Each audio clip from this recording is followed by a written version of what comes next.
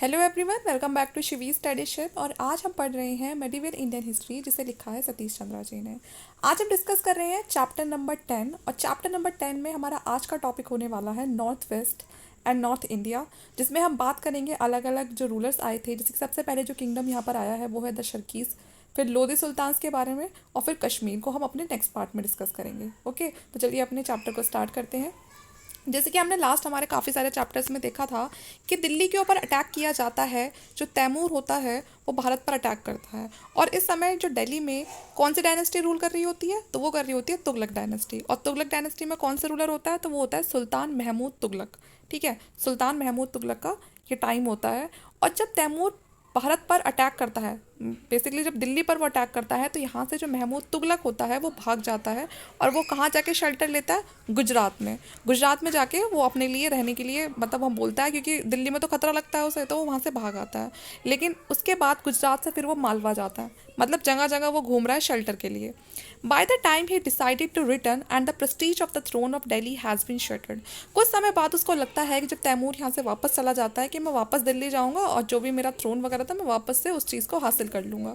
लेकिन जब तक दिल्ली के हालात बहुत ख़राब हो चुके होते हैं, जो दिल्ली में और जो दूसरे आसपास जो छोटे छोटे जो नौबस थे, ज़मींदार थे, वो ये सोचते हैं कि मतलब जब लड़ने की बारी थी, जब तो ये जो मोहम्मद तुगलक है यहाँ से भाग गया दिल्ली से, तो कहीं ना कहीं उनके दिमाग में ये चीज़ क्लियर थी, ये कोई ना बहुत अच्छा रूलर नहीं है, ये एक वीक रूलर है और हम इजीली इससे अलग हो सकते हैं। और वो तैमूर के इन्वेजन के बाद इसी चीज़ का फ़ायदा उठाते हैं, जब उनको लगता है कि दिल्ली जो सल्तनत है वो वीक हो चुकी है और महमूद तुगलक अगर वापस आएगा भी तो हमारा कुछ नहीं बिगाड़ सकता। तो यहाँ पर दिल्ली के आसपास जो एम्बिशियस नॉबल्स होते हैं, ज़मींदार होते हैं, वो अपने आप को इंडिपेंडेंट कर लेते हैं कि अब हम अपनी खुद की मर्ज़ी के मालिक हैं, हम अपने हिसाब से काम करेंगे। Amongst the first to assert the independence in the Ganga valley was the Malik सरवा। तो यहाँ पर सबसे पहले जिसने अपने आप को इंडिपेंडेंट किया वो थे गंगा वैली में जो मलिक सरवार थे। उन्होंने एक प्रोमिनेंट नोबल थे, वो जो किसके अंडर काम करते थे, फिरोज तुगलक के अंडर काम करते थे। ठीक है, मतलब फिरोज तुगलक का जब टाइम पीरियड था तब से ये मलिक जो सरवार है उनके लिए काम करते आ रहे थे। और अब महमूद तुगलक के टाइम पे इन्होंने अपने आप को क्या बोल दिया कि मैं तो अपने आप क्या हूँ, इंडिपेंडेंट हूँ।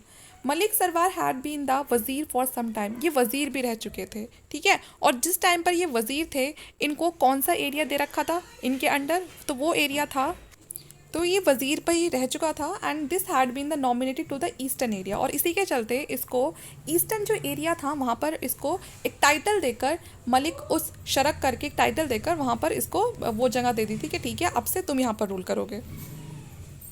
ओके, तो अब यहाँ आगे क्या होता है, अब बाद में चल के जो मलिक उस शरुक होता है, इसके जो सक्सेसर आते हैं वो अपने आप को फिर शर्कीज़ ही बोलते हैं, क्योंकि इसको ये टाइटल मिल चुका होता है। तो यहाँ पर जो इसके आने वाले सक्सेसर हैं वो अपने आप को क्या कहेंगे, शर्कीज़ कहेंगे। और जो शर्कीज़ सुल्तान थे, फिर वो जो एरिया अभी इसको मिला था, ठीक है, किसको, जो मलिक सरवार को जो एरिया दिया गया था ईस्टर्न एरिया, इस ईस्टर्न एरिया को ही वो अपनी फिक्स्ड कैपिटल बना लेते हैं। और ये कहाँ पर होती है, जौनपुर। कहाँ पर, जौनपुर में। ये हमारा जो एरिया है जौनपुर वाला, ये होता है ईस्टर्न उत्तर प्रदेश में। मैंने आपको ये मैप पे दिखाया भी था, एक बार फिर से उस मैप को देख लेते हैं। यहाँ पर ये रहा जौनपुर, ठीक है, ये आपको दिखाई दे रहा होगा मैप में। ये एरिया जौनपुर जो हमारा ईस्टर्न उत्तर प्रदेश है। यहाँ पर कौन सी डायनेस्टी थी, शर्की डायनेस्टी। किसने इस्टेब्लिश करी थी, एक तरह से ये जो मलिक सरवार थे उनको मिली थी ये। और उनके बाद फिर उनके जो आने वाले सक्सेसर थे उन्होंने इसको अपना कैपिटल बना के और फिर एक शर्की किंगडम की यहाँ पर स्थापना कर दी थी। ओके, आगे देखते हैं। उसके बाद जो शर्की सुल्तान्स होते हैं, जैसे मैंने बताया, वो जौनपुर को अपनी फिक्स्ड कैपिटल बना लेते हैं और काफ़ी ज़्यादा यहाँ पर मैग्निफिशेंट पैलेसेस वगैरह बनाते हैं, मॉस्क्यूज बनाते हैं, ठीक है ना, मजूलियम बनाते हैं। और अभी आप देखोगे कि इस टाइम पर बहुत ही कम मॉस्क्यू और जो मजूलियम वो देखने के लिए मिलते हैं जिस टाइम पर ये लोग बनवा रहे थे। They show that Sharqi sultan did not just copy the Delhi style of architecture, they created magnificent style of own marked by lofty gates and huge arches. ठीक है, तो ये जो शर्की सुल्तान थे, कुछ जो चीज़ें थी वो दिल्ली स्टाइल थी, लेकिन बहुत सारी चीज़ें ऐसी थी जो दिल्ली स्टाइल ऑफ आर्किटेक्चर से काफ़ी अलग थी, जिसमें इन्होंने अपनी खुद की कुछ क्रिएशन को ऐड कर रहे थे। बड़े बड़े आर्क्स बनवा रहे थे, बड़े बड़े गेट्स बनवा रहे थे। जो शर्की सुल्तान थे काफ़ी बड़े ग्रेट पैट्रन थे ये लर्निंग के और कल्चर के, काफ़ी प्रमोट करते थे उस चीज़ को। जो पोइट्स हैं, ठीक है, जो स्कॉलर्स हैं और जो सेंट वगैरह हैं, वहाँ पर एक जौनपुर में ऐसे लोगों को असेंबल किया जाता था। And Jaunpur came to be known as the Shiraz of the east, और इसको क्या कहा जाने लगा, जौनपुर को शिराज ऑफ द ईस्ट कहा जाने लगा। ठीक है, मलिक महमूद जैसी जो एक ऑथर है, हम सब जानते हैं, पद्मावत को इन्होंने लिखा था। लेकिन जिस टाइम पर ये जो कहानी थी रतन सिंह और अलाउद्दीन खिलजी और पद्मावती की, उस टाइम पर ये मलिक महमूद जैसी नहीं थे। उसके बहुत एक लंबे टाइम बाद जब मलिक महमूद जैसी थे, उन्होंने इस पूरी कहानी को अपने शब्दों में लिखा था। और बहुत सारे लोग तो ऐसे हैं कि मतलब वो इस कहानी में बिलीव भी नहीं करते हैं, क्योंकि कहानी बहुत ज़्यादा घुमा फिरा के बताई गई है। The Sharqi sultan lasted for than a century. जो ये शर्की सुल्तान है, यहाँ पर इन्होंने बताया गया है कि इन्होंने एक सेंचुरी से ज़्यादा यहाँ पर रूल करा है, ठीक है ना। And at is height it extended from Aligarh in western Uttar Pradesh to Darbhanga in north Bihar. तो ये पूरा एरिया बता रखा है कि जो शर्की सुल्तान है उनका एरिया में क्या क्या चीज़ें आती थी। तो ये आपके अलीगढ़ से लेके ये नॉर्थ बिहार में, ठीक है, ये पूरा एरिया वो है जहाँ पर जो शर्की किंगडम है वो पूरा स्टैब्लिश हो चुका था। From the boundary of Nepal in the north and Bundelkhand in the south. North की बात करें तो वहाँ पर नेपाल से लेके और साउथ तक बात करें तो बुंदेलखंड और अलीगढ़ से लेके बिहार। तो ये जो पूरा एरिया आप एक बाउंड्री मतलब इमेजिन कर सकते हो। तो ये सारा किसके अंडर आ रहा है? शर्की, ठीक है, जो शर्की रूलर्स थे उनके अंडर आ रहा है। और बहुत ज़्यादा ईगर थे ये कि हम दिल्ली को भी जीते, लेकिन इस चीज़ में ये कभी सक्सेसफुल नहीं हो पाए, क्योंकि दिल्ली में कौन आ गया था, किसकी स्टैब्लिशमेंट हो गई थी? लोधी डायनेस्टी की। यहाँ पर दिल्ली में लोधी डायनेस्टी धीरे धीरे स्टैब्लिश होती जा रही थी, जो लोधीज थे वो आ रहे थे। तो इसीलिए दिल्ली में ये अपने आप को नहीं बढ़ा पाए। जो शर्की सुल्तान थे वो दिल्ली की तरफ नहीं जा सके। They lost most of the areas in western Uttar Pradesh and exhausted themselves in the series of bitter but futile assault on Delhi. कोशिश करते भी हैं ये वेस्टर्न यूपी की तरफ बढ़ने की, लेकिन बार बार इनको वहाँ पर हार का सामना करना पड़ जाता है। जो लोधीज थे वो भी ये चाहते थे कि अपने जो एरिया है उसको ज़्यादा ज़्यादा एक्सपेंड करें। इस चक्कर में बहुत सारी जो जगह थी जो पहले किसके अंडर आ रही थी, शर्की रूलर्स के अंडर आ रही थी, वो अब उन्होंने किनके हाथों खो दी, लोधीज के हाथों वो चली गई। At length in 1484 Bahlol Lodhi the ruler of Delhi occupied Jaunpur. अब फाइनली वो टाइम आ ही गया जब बहलोल लोधी की जो नज़र थी वो पूरी तरह से शर्की किंगडम के ऊपर पड़ गई और उसने जौनपुर को ऑक्यूपाइड कर लिया। और जौनपुर तो वही एरिया था जिस पर किसका रूल था, शर्की किंगडम का था। अब यहाँ पर जौनपुर इनके हाथ आते ही, बहलोल लोधी के हाथ आते ही जौनपुर जो शर्की किंगडम था वो क्या हो गया, एनेक्स कर लिया पूरी तरह से। The Sharqi king lived on a exile at Chunar for some time. अब जो शर्की किंग था उसको भागना पड़ा वहाँ से, क्योंकि वहाँ पर तो बहलोल लोधी पहुँच गया। तो वो भागकर कहाँ पहुँचा, जो चुनर है वहाँ पर पहुँचा कुछ टाइम के लिए। लेकिन उसके बाद वो वहाँ पर बार बार जो इतने सारे रिपीटेशन की जो फेलियर्स थे, मतलब वो बार बार फेस करता करता उसकी वहाँ पर क्या हो जाती है, डेथ हो जाती है। जो शर्की रूलर्स थे, अगर हम बात करें कि जब वो पावर में थे तो उन्होंने लॉ और जो ऑर्डर है उसको काफ़ी अच्छे से मेंटेन करके रखा। यहाँ तक कि जब दिल्ली में जो गवर्नमेंट थी वो पूरी तरह से कोलैप्स हो गई थी, उसके बाद जो शर्की रूलर्स थे, शर्की रूलर्स कब आए, जब जो तुगलक डायनेस्टी का जो रूलर थे वो बहुत वीक पड़ गए थे। उसके बाद सब कुछ जो ईस्टर्न पूरा जो यूपी था वो किसने संभाला, वो शर्की रूलर्स ने ही संभाला। तो यहाँ पर उस समय उन्होंने लॉ और जो ऑर्डर्स थे उनको बहुत अच्छे से मेंटेन करके रखा। यहाँ तक कि उन्होंने जो बंगाल के जो रूलर्स थे उन्होंने उनको भी यहाँ पर दिल्ली तक नहीं आने दिया, क्योंकि बीच में कौन बैठा था, ईस्टर्न यूपी में शर्की किंगडम बैठा हुआ था। तो इसीलिए उन्होंने, ये बंगाल हो गया, ये पूरा ईस्टर्न हो गया, तो यहाँ पर कौन था, यह शर्की किंगडम था। तो इसलिए उन्होंने यहाँ दिल्ली तक इनको बंगाल के जो रूलर्स थे उनको पहुँचने ही नहीं दिया। इन्होंने हमेशा एक कल्चर ट्रेडिशन हमेशा इस्टेब्लिश करके रखा जो काफ़ी एक लंबे टाइम तक चलता है। यहाँ तक कि जब शर्की किंगडम का डाउनफॉल हो जाता है उसके बाद भी वो जो कल्चर ट्रेडिशन था वो आगे तक देखा जाता है। यहाँ पर जो तैमूरिड इन्वेजन था, एक न्यू डायनेस्टी बनती है। यहाँ पर जब तैमूर का इन्वेजन होता है इंडिया में तो उस टाइम पे तुगलक डायनेस्टी होती है। लेकिन हम ज़्यादातर सिर्फ ये 3-4 डायनेस्टीज़ को ही जानते हैं, जिसमें हम सबसे पहले पढ़ते हैं स्लेव डायनेस्टी, उसके बाद हम पढ़ते हैं जो खिलजी डायनेस्टी होती है, फिर तुगलक डायनेस्टी। लेकिन उसके बाद भी एक डायनेस्टी आती है जिसका नाम था सैयद डायनेस्टी, लेकिन ये कुछ ज़्यादा खास नहीं करती है, तो इसलिए ज़्यादातर लोगों को उसका नाम भी याद नहीं होता और हम सीधा लोधी डायनेस्टी को याद करते हैं। लेकिन तैमूर के इन्वेजन के बाद और तुगलक डायनेस्टी के बाद सैयद डायनेस्टी की फॉर्मेशन होती है दिल्ली में कुछ टाइम के लिए। A number of Afghan sardar establish themselves in the Punjab. और जब सैयद डायनेस्टी पावर में होती है दिल्ली में, उसी टाइम पर कुछ अफगान सरदार अपनी पावर को जमा लेते हैं, कहाँ पर, पंजाब में। The most important of these was the Bahlol Lodhi. और इनमें जो सबसे इंपॉर्टेंट जो सरदार होता है वो कौन होता है, बहलोल लोधी होता है, जो क्या ग्रांट करता है, एकता ग्रांट करता है, ठीक है। And Behlol Lodi checked the growing power of the Khokar, a fierce war-like tribe which lived in the salt ranges. यहाँ पर जो बहलोल लोधी होता है वो सबसे पहले तो जब वो पंजाब को ऑक्यूपाई करता है तो वो जो खोकर्स होते हैं, जो एक ट्राइब होता है, ठीक है ना, जो ट्राइबल्स होते हैं, इनकी पावर को देखता है वो भी कितने पावरफुल है, और इनके साथ एक वॉर हो जाती है उनकी। अब उसमें जो एक खोकर्स होते हैं ये हार जाते हैं, बहलोल लोधी जीत जाता है। तो इसी चक्कर में जो बहलोल लोधी होता है उसके हाथ क्या आ जाता है, पंजाब आ जाता है। called in to help the ruler of Delhi against an impending attack by the ruler of Malwa, Behlol stayed on it. इसी टाइम पर जब पंजाब और बहलोल लोधी के हाथों पहुंच गया तो ये खबर पहुंचती है दिल्ली। दिल्ली में जो इस टाइम पे रूलर था वो इसी में से होगा, सैयद डायनेस्टी का ही रूलर होगा। ये परेशान था किससे? मालवा के रूलर से। ये मालवा का रूलर बार बार दिल्ली पर अटैक कर रहा था, तो इसीलिए दिल्ली में जो रूलर था उसने सोचा मैं किसकी हेल्प लेता हूँ, मैं बहलोल लोधी की हेल्प लेता हूँ और यहाँ उसको अपने लिए बुलाऊंगा और ये मुझे मतलब मेरी हेल्प करेगा किसको हराने में, मालवा के रूलर को हराने में। Bahlol stayed on and before long his man took over the control of Delhi. और यहाँ पर होता क्या है, वही चीज़ें होती हैं। बहलोल लोधी आता है और दिल्ली में जो सुल्तान होता है उसकी मदद करता है, लेकिन यहाँ पर बहलोल लोधी कुछ और ही कर देता है। वो उसकी मदद ज़रूर करता है लेकिन वो वहाँ से उसको भी निकाल फेंकता है और दिल्ली क्या कर लेता है, अपने कंट्रोल में कर लेता है। तो इस तरह से जो सैयद डायनेस्टी थी उसका क्या हो जाता है, उसका एंड हो जाता है। सैयद डायनेस्टी के रूलर्स ने क्यों बुलाया था बहलोल लोधी को, कि वो जीत के जो दिल्ली पे हम परेशान हो रहे हैं, मालवा के जो रूलर्स हैं उनसे अटैक हो रहा है बार बार, तो ये बहलोल लोधी उसे मदद करेगा। क्योंकि बहलोल लोधी पहले मालवा के रूलर्स को हराता है और फिर दिल्ली में जो सैयद डायनेस्टी थी उसी को हटा देता है और सब कुछ अपने कंट्रोल में कर लेता है। The Lodhi dominated the upper Ganga valley and the Punjab from middle of the 15th century.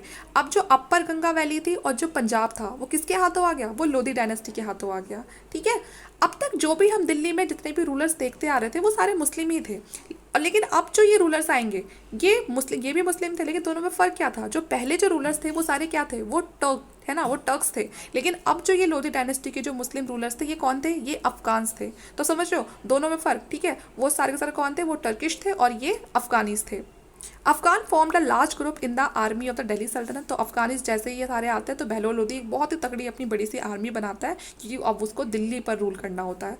Very few Afghan nobles has been accorded important position. The growing importance of Afghans in north India was shown by the rise of the Afghan ruler in Malwa and in the south they had important position in the Bahmani kingdom. Okay, Bahlol Lodi energy were occupied mainly in his contest against the Sharqi ruler. सबसे पहले तो बहलोल लोधी अपनी energy किस में लगाता है, जो Sharki rulers हैं उनके खिलाफ लड़ने में।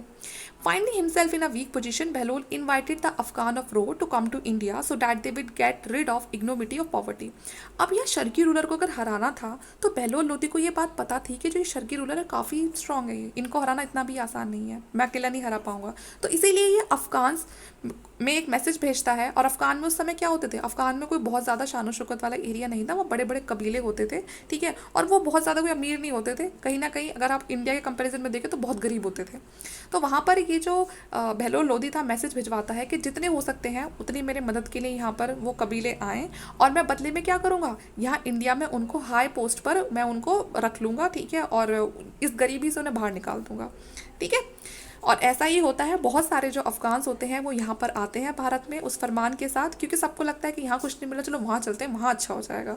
और ऐसा कहा गया है कि ये कैसे लॉकस्ट पता है, जैसे पाकिस्तान से वो कीड़े आते हैं ना बहुत सारे जो झुंड से में आते हैं, तो कहा गया है कि बिल्कुल ये उन लॉकस्ट की तरह जो अफगानीज थे वो भारत में आ रहे थे। क्यों आ रहे थे, बहलोल लोधी को अपनी सर्विस देने के लिए। हालांकि कुछ का ये भी मानना है कि इस चीज़ को बहुत ही बढ़ा चढ़ा के बताया गया, असली में ऐसा कुछ नहीं हुआ था। अब यहाँ पर सब वो जो भी अफगान रूलर्स थे वो जो आते हैं वो मदद करते हैं बहलोल लोधी की और शर्कीज़ को हरा देते हैं। अब यहाँ पर भारत में इस समय अब एक मुस्लिम सोसाइटी फिर से स्थापित होगी और इस बार जो मुस्लिम होंगे वो कौन होंगे, वो अफगानीज होंगे, वो अफगान के होंगे। ठीक है, और उसके बाद हम देखते हैं मोस्ट इंपॉर्टेंट जो लोधी सुल्तान थे वो सिकंदर लोधी रहे हैं। टाइम पीरियड दे रखा है 1489 से 1517। अ कंटेम्प्रेरी ऑफ महमूद बेघर ऑफ द गुजरात। और ये सिकंदर हमने पढ़ा था ना हमारे लास्ट लेक्चर में महमूद बेगढ़ के बारे में। तो महमूद बेगढ़ ये कहाँ के रूलर थे, ये गुजरात का रूलर था और सिकंदर लोधी इन्हीं का कंटेम्प्रेरी था। इसी के टाइम पर जो सिकंदर लोधी था वो दिल्ली में रूल कर रहा था और राणा संगा कहाँ पर रूल कर रहे थे, मेवाड़ में रूल कर रहे थे। सिकंदर लोधी ने सबसे पहले कंट्रोल किया दिल्ली को। ठीक है, और वहाँ से जितनी भी जो आसपास जो भी लड़ाई झगड़ा चल रहा था उनसे डील किया। उसके बाद ही try to subdue the Afghan sardar who had study sense of tribal independence and were not accustomed to look upon the sultan as more than the first among equals. तो यहाँ पर सबसे पहले ये उन अफगान को कंट्रोल करता है सिकंदर लोधी, जिससे से कहीं ना कहीं डर होता है कि आगे चल के ये मेरे खिलाफ ही ना हो जाए, क्योंकि जो अफगान थे वो उनकी ना जो वफादारी होती थी और वो एक हद तक ही अपने किंग की सुनते थे, अपने सुल्तान की सुनते थे। अगर उन्हें लग रहा है कि उनका सुल्तान या उनका जो किंग है वो ज़्यादा बोल रहा है तो वो फिर ना ज़्यादा उसकी सुनते नहीं थे, इतनी शर्म नहीं करते थे वो। तो सिकंदर पे जो लोधी होता है सबसे पहले इसी चीज़ को कंट्रोल करता है। Sikandar made the noble stand before him in order to impress them with superior status. तो सबसे पहले तो वो अपना वो स्टेटस एक सुपीरियर ऐसा बनाता है कि जिससे कि जो नोबल्स हैं वो उससे डरें जब वो उनके सामने जाए। When a royal order was sent, all the nobles had to come out town to receive it due honor. जब उसके ऑर्डर पहुंचे तो जो नॉबल्स है वो एक इज्जत के साथ बाहर निकले और उसके ऑर्डर्स को मतलब सुने। तो इस तरह की वो चीज़ें चाहता था। All those who had jagir had to submit accounts regularly, जिनके पास जागीर है वो उसको रेगुलरली जो रेवेन्यू वगैरह है पे करें, और अगर ऐसा कोई नहीं करेगा तो उनको ये बहुत ही हार्श पनिशमेंट देता था। अगर इसे लगता था कोई करप्शन वगैरह कर रहा है मनी वगैरह में और अपने स्टेट के लिए अगर वो वफादार नहीं है, तो उस केस में भी जो सिकंदर लोदी था वो क्या करता था, एक बहुत ही हार्श पनिशमेंट दिया करता था। At his death Bahlol Lodi had divided the kingdom among his son. देखिए जब बहलोल लोदी की डेथ होती है तो बहलोल लोदी अपने किंगडम को अपने बेटों में बांट के जाता है। लेकिन जो सिकंदर लोदी होता है ना, इसको ये चीज़ डाइजेस्ट नहीं होती, कहता नहीं नहीं ऐसे बढ़ जाएगा तो कंट्रोल ही चला जाएगा। ये उन सब से लड़ झगड़ के सारा जो एरिया होता है, सारी जो जागीर वगैरह जो भी होती है वो अपने कंट्रोल में कर लेता है। लेकिन कहीं ना कहीं इससे इसके भाइयों के दिमाग में एक बात तो रह जाती है कि भाई जो बहलोल लोदी था वो सब कुछ बराबर बांट के गया था, हमसे छीना गया और जो उसने छीना है वो हमारा था कभी, तो कहीं ना कहीं वो उसने अपना उनको दुश्मन बना लिया। Sikandar Lodi was able to establish efficient administration in his kingdom. Sikandar Lodi ने एक बहुत ही एफिशिएंट जो एडमिनिस्ट्रेशन था उसको भी साथ में स्टैब्लिश किया था। ठीक है, अब इसके अच्छे काम सुन लेते हैं, ये सारे हमारे बुरे काम जो हमने सुन लिए, अब इसकी हम थोड़ी तारीफ कर लेते हैं। तो एक एफिशिएंट एडमिनिस्ट्रेटर था ये, and he laid great emphasis on justice. Justice पे काफ़ी ध्यान दिया इसने, भले ही दूसरों के साथ अपने टाइम पर इसने बहुत इनजस्टिस दिखाया।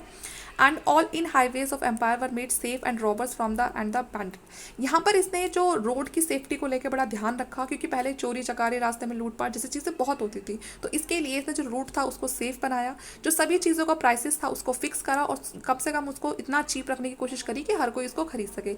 एग्रीकल्चर में भी इंटरेस्ट दिखाया। उसके बाद इसने जो ड्यूटीज़ वगैरह थी कुछ ग्रेन्स वगैरह पे वो एबॉलिश कर दी और एक नया मेजरमेंट लेकर आया ये ज़मीन को मापने का, जिसे बोलते हैं गज़ ए सिकंदरी, है ना। और आगे चल के ये जो गज़ ए सिकंदरी है, सेम इसी पॉलिसी को कौन अपनाएगा, मुगल टाइम में तो अपनाया ही जाएगा, लेकिन मुगल से पहले जो शेर शाह सूरी है, देखो बाबर आता है, ठीक है, अब इन लोदियों के बाद बाबर आएगा, बाबर के बाद हुमायूं आएगा, लेकिन हुमायूं के बाद किसका टाइम आता है, शेर शाह सूरी का टाइम आता है, जिस टाइम के लिए जो हुमायूं होता है वो भारत से बाहर होता है।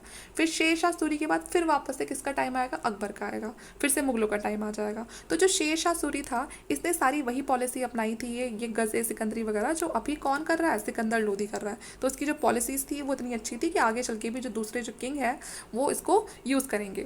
सिकंदर लोदी को एक ऑर्थोडॉक्स और एक बहुत ही कट्टर जो किंग है वो बताया गया है, क्योंकि ये मानता था कि जो भी ये काम करे ये इस्लामिक लॉ के अकॉर्डिंग करे, शरिया के अकॉर्डिंग करे। जो वुमेंस थी इसने इनका भी, जो पहले जो वुमेंस थी वो जो फ़कीर वगैरह होते हैं, है ना, चिश्ती, उनकी जो ग्रेव्स वगैरह होती हैं उन पर जाया करती थी, वो जो सेंट वगैरह उनसे मिलती थी, लेकिन इसने अब दरगाह वगैरह पे जाना भी जो वुमेंस था उनका मना करा दिया था।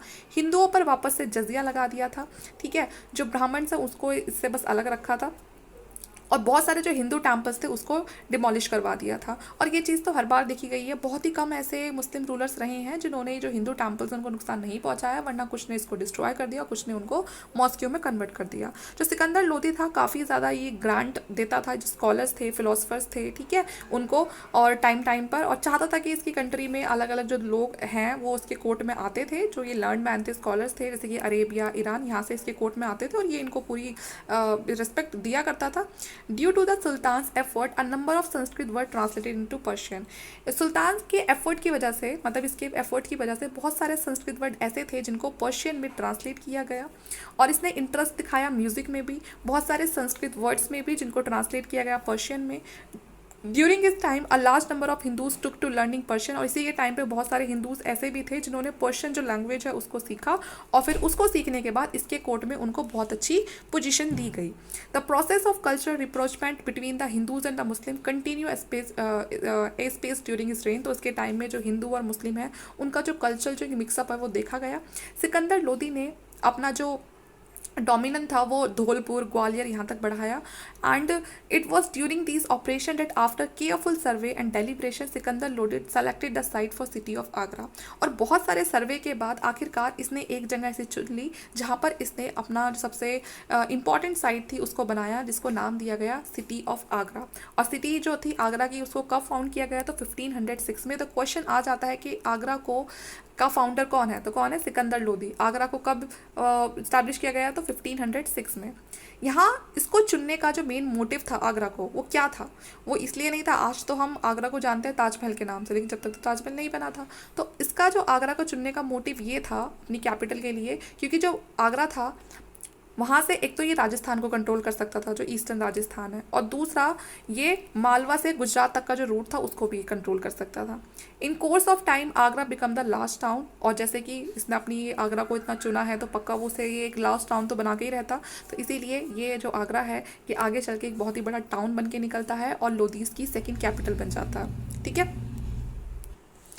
अब जो सिकंदर है उसका इंटरेस्ट बढ़ता है राजस्थान मालवा की तरफ कि वो उनको भी जीत ले। ठीक है, जो नागौर था उसको जीत ले और सब इसकी प्रोटेक्शन में आ जाए। By trying to make Ranthambore transfer allegiance from the Malwa to Delhi, तो मतलब अब इसने अपना उधर वेस्टर्न साइड पे घुसना से शुरू कर दिया।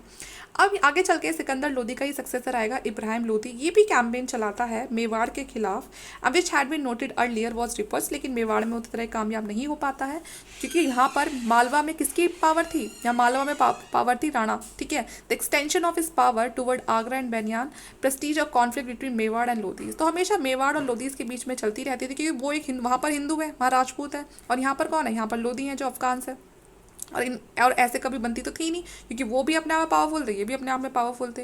It is difficult to say that what outcome of this conflict would have been Babur had not intervene. तो जैसे कि मैंने आपको लास्ट लेक्चर में बताया था कि यहाँ पर अब बाद में लोधीस के खिलाफ लड़ने के लिए किसको बुलाया जाता है, बाबर को बुलाया जाता है। ये भी कहा जाता है कि राणा संगा ने ही बाबर को इन्वाइट किया था कि वो आए और लोधीस को हराए, लेकिन उनको इस बात की बिल्कुल भी खबर नहीं थी कि अगर बाबर एक बार भारत में आ गया तो वो यहाँ से जाएगा नहीं। उन्होंने यही सोचा था कि वो इनको हराएगा और चला जाएगा, और जैसे ही लोधी डायनेस्टी वीक पड़ेगी तो वो जो राणा संगा है वो दिल्ली पर अटैक करके वो उसको पूरा जीत लेंगे और फिर एक हिंदू डायनेस्टी की यहाँ पर स्थापना हो जाएगी। लेकिन वैसा कुछ नहीं होता है क्योंकि बाबर यहाँ पर आता है और यहीं का होकर रह जाता है, और आगे चल के एक बहुत ही हमें स्ट्रॉन्ग जो मुगल डायनेस्टी है वो देखने के लिए मिलती है, तो जिन्हें हम अपने आने वाले लेक्चर्स में कवर करेंगे। हम देखेंगे किस तरह से बाबर के बाद हुमायूं आता है, फिर बीच में कुछ टाइम के लिए जो मुगल डायनेस्टी है वो हट जाती है ना, और उसकी जगह आ जाती है जो सूरी डायनेस्टी होती है वो, लेकिन फिर से पानीपत की जो बैटल होती है फिर से वो पूरी बाजी पलट देती है और फिर से जो मुगल डायनेस्टी है फिर पावर में आ जाती है। ठीक है, तो इस लेक्चर के लिए इतना ही। अब हमारा जो इस लेक्चर में सिर्फ एक छोटा सा ही टॉपिक बचा है कश्मीर, वो हम अपने नेक्स्ट पार्ट में कवर कर लेंगे और हम फिर उसके बाद हमारा जो चैप्टर है